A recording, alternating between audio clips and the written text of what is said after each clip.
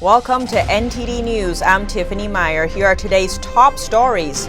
Roughly 70% of the U.S. will experience freezing temperatures this week as an Arctic blast hits two-thirds of the country.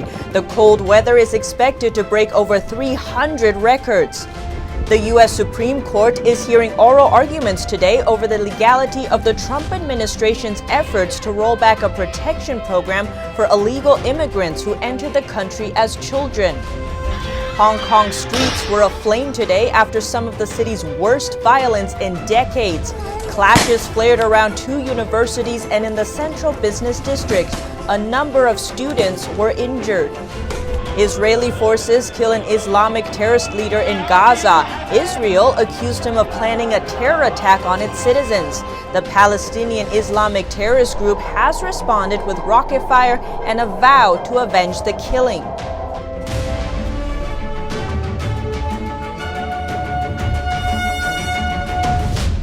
Roughly 70% of the U.S. will experience freezing temperatures this week as an Arctic blast hits two-thirds of the country. Over 240 million people are under winter warnings, watches, and advisories. By Tuesday night, record-breaking low temperatures are expected across the country as the cold front moves off the eastern seaboard. As many as 300 records could be broken, with temperatures more typical for January than November. According to the National Weather Service, two cities in Wisconsin have already smashed a record set in 1950. Wisconsin Rapids reached 21 degrees, while Marshfield hit 19. In the Northeast, cities like New York, Philadelphia, and D.C. started out with rain Tuesday morning and are expected to end the day with snow. The cold air is currently headed south, where states like Georgia will see dramatic temperature drops from the mid-50s to near freezing. Even parts of Florida have been issued frost and freeze warnings. Airports and schools are feeling the effects, with flight cancellations and school snow days being announced across the country ahead of the expected freeze.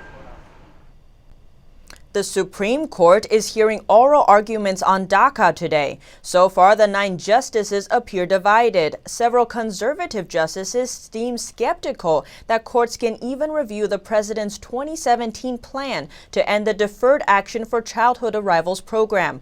The program protects from deportation illegal immigrants who entered the country as children. Daca was created by Trump's Democrat predecessor Barack Obama. Obama argued that the young adults eligible for DACA were raised and educated in the U.S., grew up as Americans, and often know little about their countries of origin. But the Trump administration has argued that Obama exceeded his constitutional powers when he created DACA by executive action, bypassing Congress. The DACA policy produced by the last administration could not be sustained. DACA currently shields about 660 immigrants, mostly Hispanic young adults, from deportation and provides them work permits. The program does not offer a path to citizenship. It remains in effect for those already enrolled, but is not approving new applicants. Hong Kong streets were aflame today after some of the city's worst violence in decades. Clashes flared around two universities and in the central business district. After some of the worst violence in decades, rare weekday clashes brought Hong Kong's central business district to a standstill on Tuesday. Police fired tear gas to break up pro-democracy protests and warned the city was on the brink of total breakdown. This was a day after they shot a protester at close range. And for the second day running, a flash mob descended during the lunch hour. Office workers watched from the walkways. Others joined the crowd. One finance worker was spotted on the front line in a pencil skirt and court shoes, saying she's there to protect the kids. Women and men in suits shouted, "See you tomorrow," as the protests cleared out, with no sign, there at least, of the police. But violence flared around the city and universities, where police fired tear gas and protesters threw petrol bombs and bricks at them. They are trying to suppress our voice, and as a result, today we are here. We are calling for the general strike of all Hong Kong people. Because this is not a fight of the president. This is a fight for the whole generation.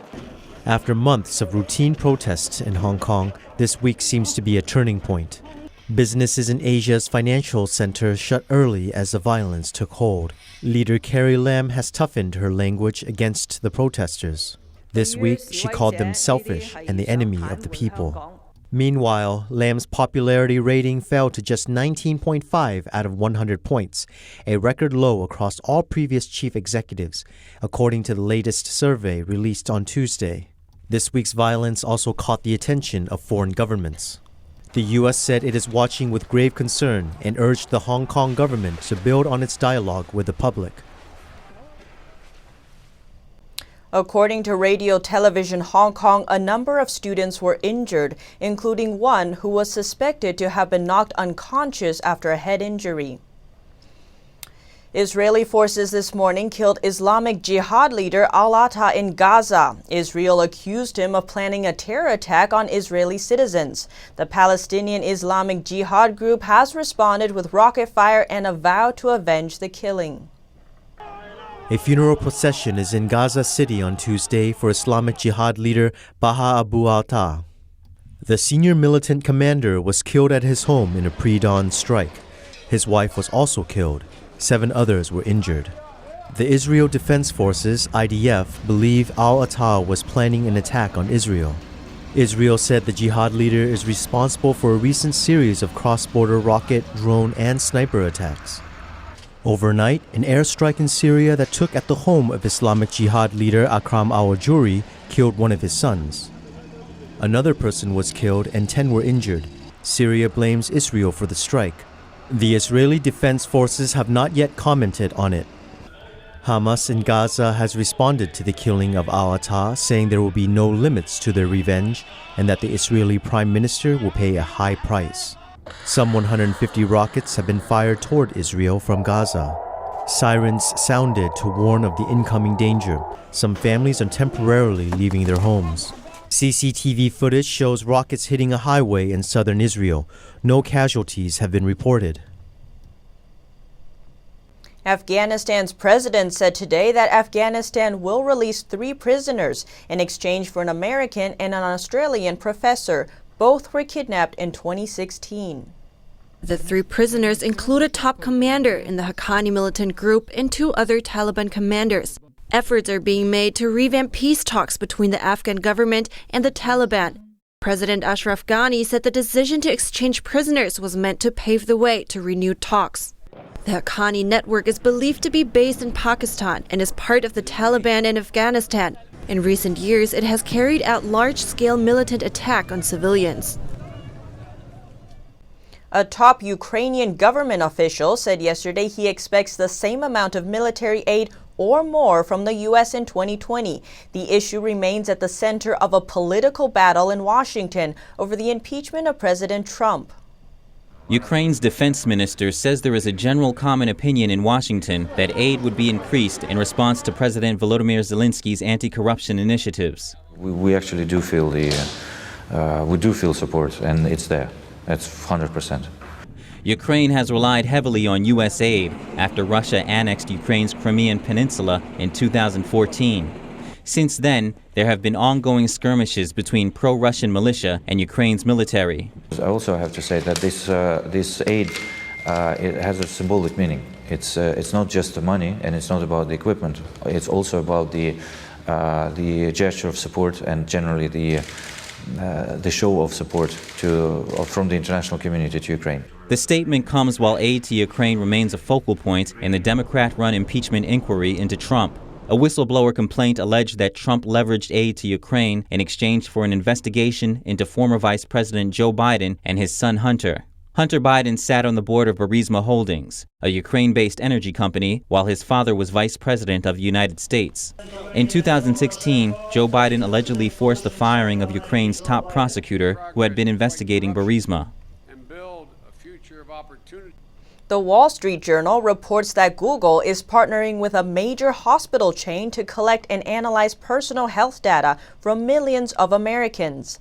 Ascension is the second largest healthcare system in the U.S., a Catholic chain of 2,600 hospitals. The initiative with Ascension is codenamed Project Nightingale. It started last year and involves Google pulling medical records from Ascension facilities across 21 states. Those records include names, dates of birth, lab results, diagnosis, and hospitalization records. According to the journal, it amounts to a complete health history, and patients have not yet been been informed. The company said in a news release that Project Nightingale complies with federal health laws and comes with substantial patient data protection.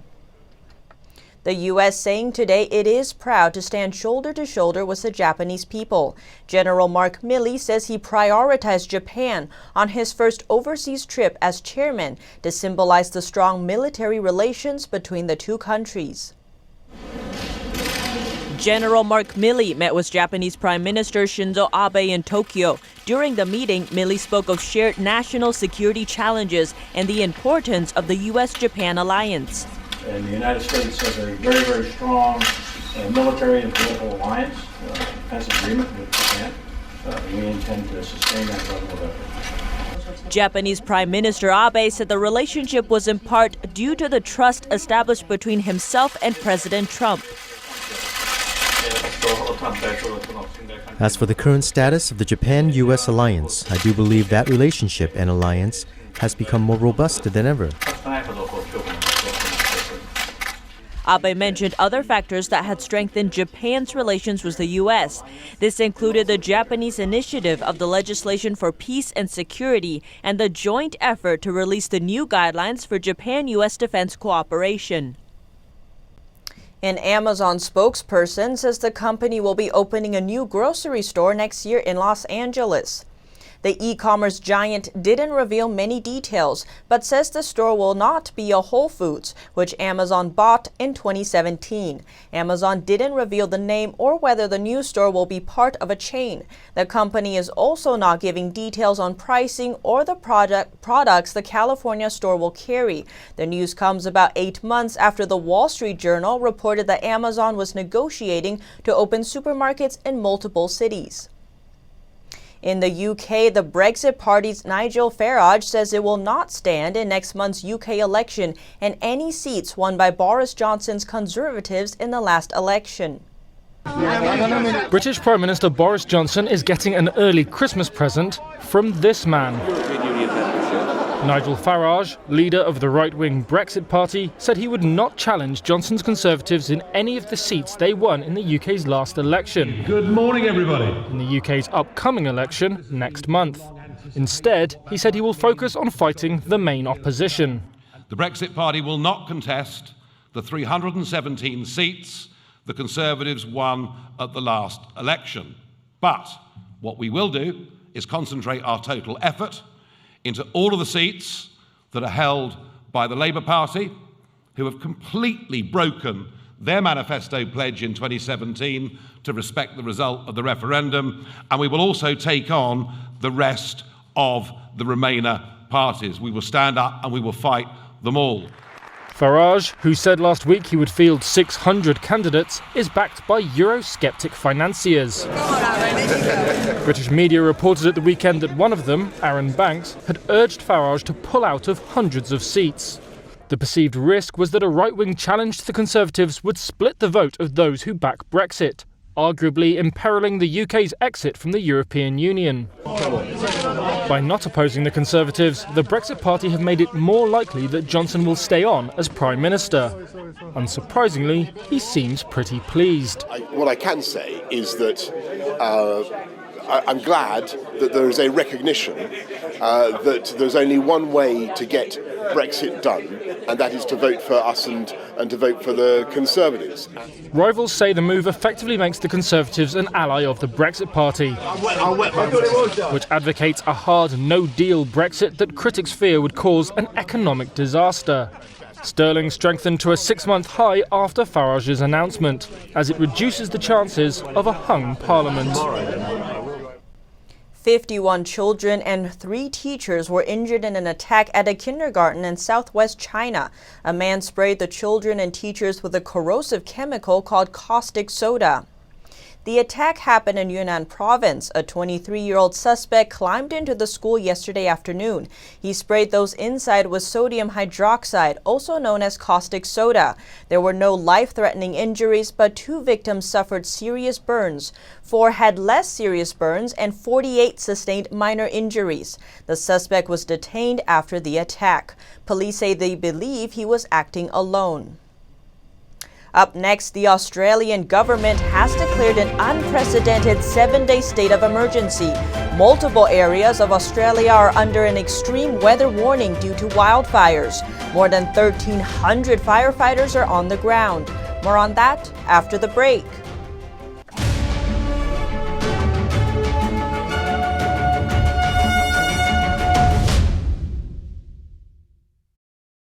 This is extremely gutsy. The Chinese Communist Party is not known for taking criticism very well. The police have blocked off the streets and been firing tear gas and beanbag rounds at the protesters, and they've made several arrests. 警方呢是一直进行了一些推进，并且呢是多次举起黑旗和橙旗呢，去發射了很多的催淚彈。即係佢哋放出去彈嗰時，嘭咁撞到個肚㗎。咁咧就我而家翻轉頭咧就見到個咁嘅嘢，因為嗰時兵荒馬亂咧，我就。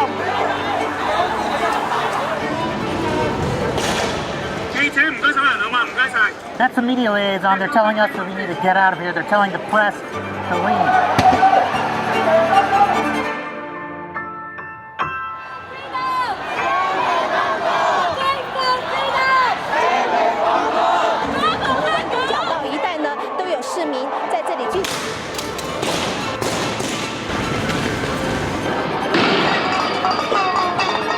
Boy, this tear gas is getting pretty strong.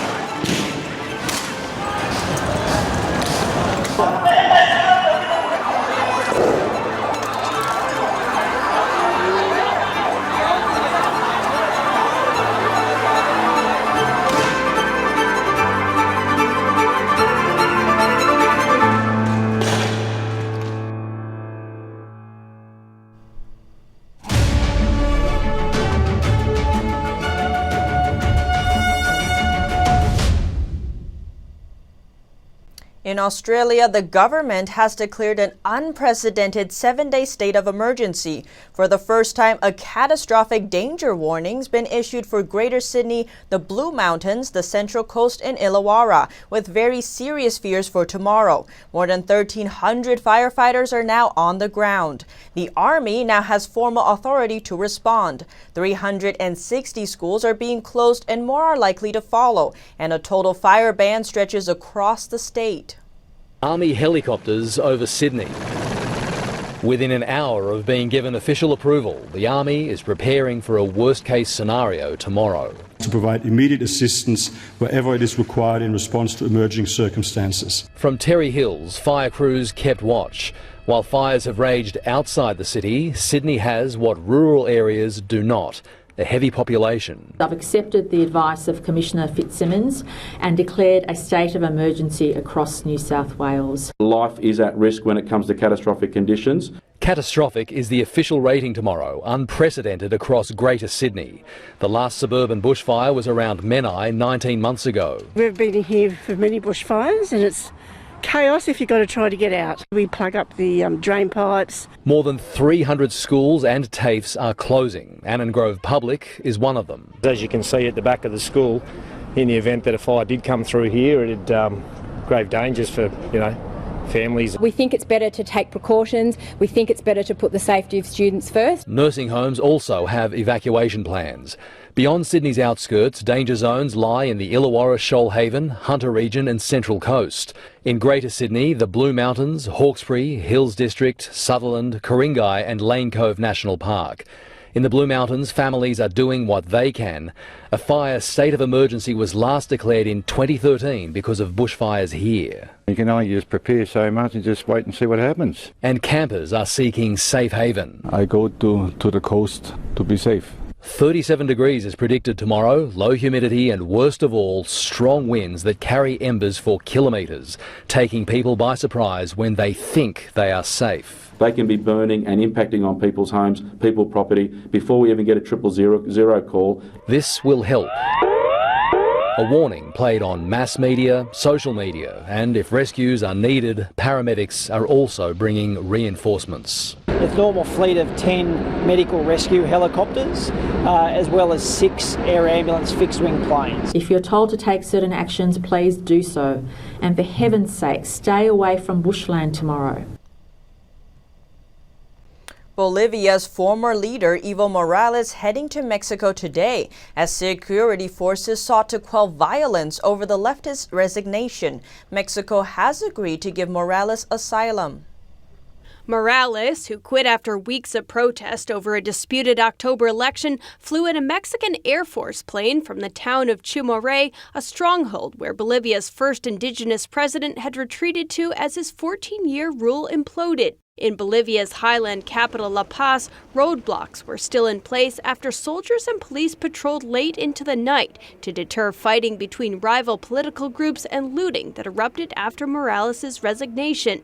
The 60-year-old former coca leaf farmer won power in 2006, but alienated Bolivians by insisting on seeking a fourth term in defiance of term limits and a 2016 referendum in which Bolivians voted against him being allowed to do so. President Trump said in a statement, Morales' departure preserves democracy and paves the way for the Bolivian people to have their voices heard, and that the will of the people will always prevail. He said the Western Hemisphere is now one step closer to being completely democratic, prosperous, and free. Bolivian lawmakers are expected to meet on Tuesday to formally accept Morales' resignation and begin deciding on an interim leader prior to a new election. Up next, many U.S. colleges now facing pressure to follow the trend of making ACT and SAT scores optional for admission. More on the story after the break.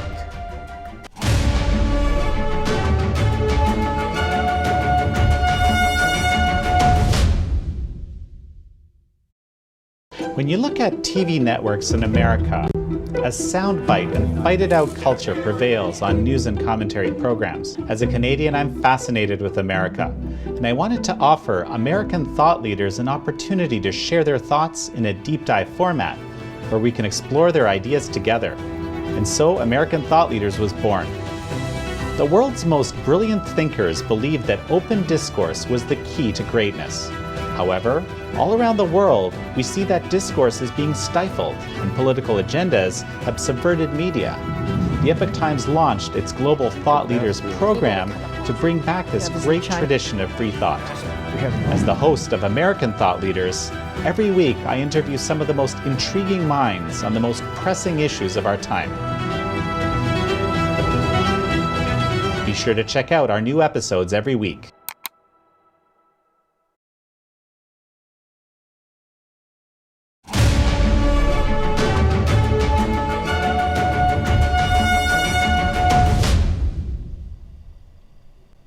It was mainly seen in the Missouri region, but the American Meteor Society says it received more than 90 reports from 8 states on what looked like a meteor. Reports came in from states like Indiana, Minnesota, and Illinois.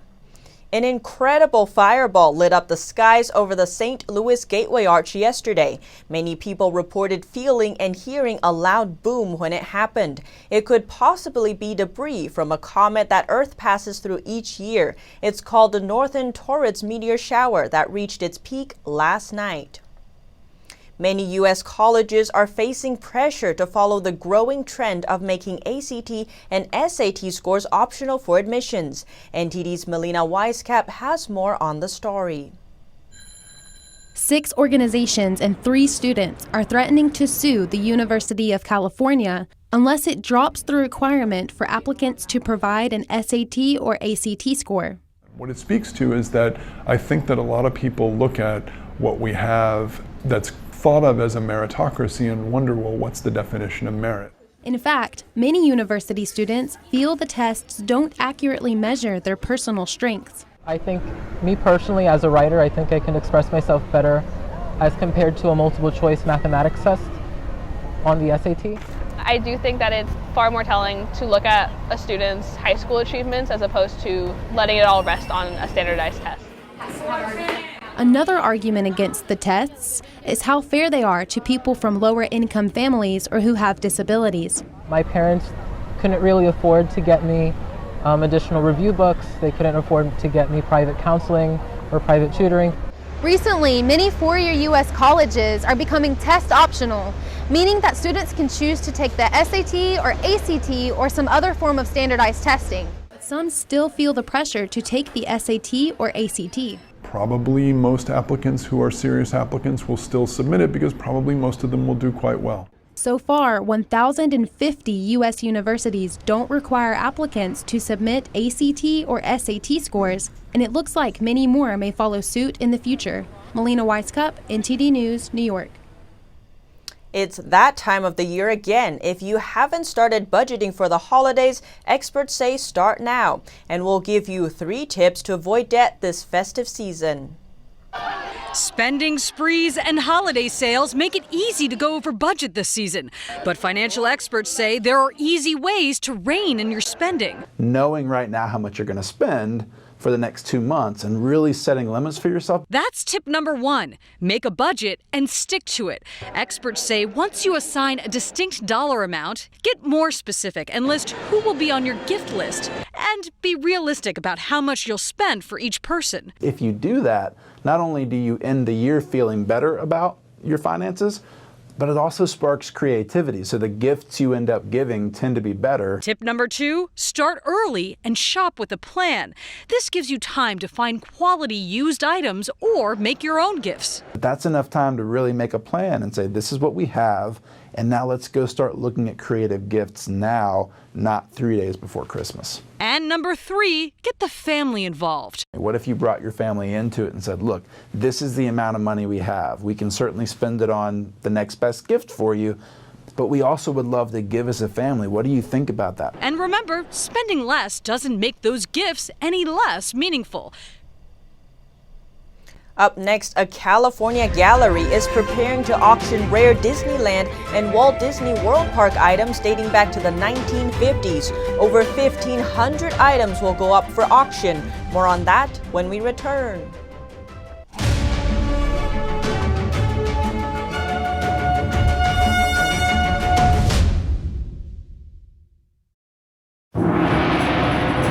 This season, take an incredible journey through 5,000 years of culture with Shen Yun. Discover why people are calling Shen Yun a visual feast, a pleasure to the ear, an epic tale, a must-see. Shen Yun, an all-new production every year.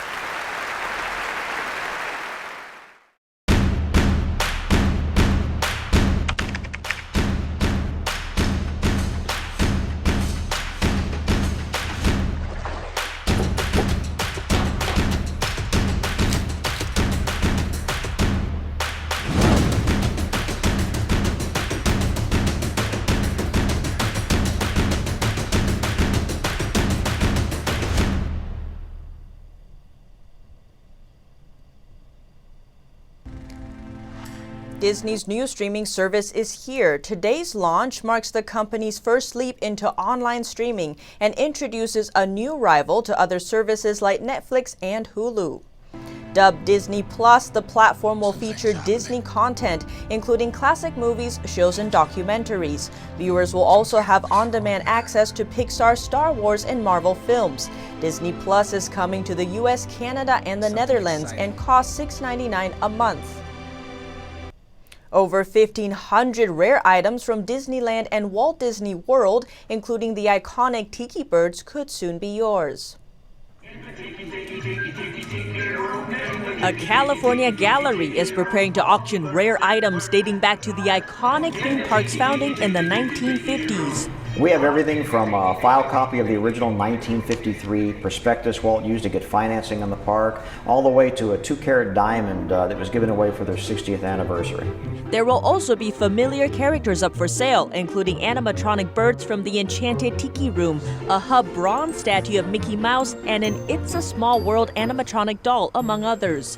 This auction traces the history of Disneyland and Disney World, from some of the earliest documents for both parks all the way to present day.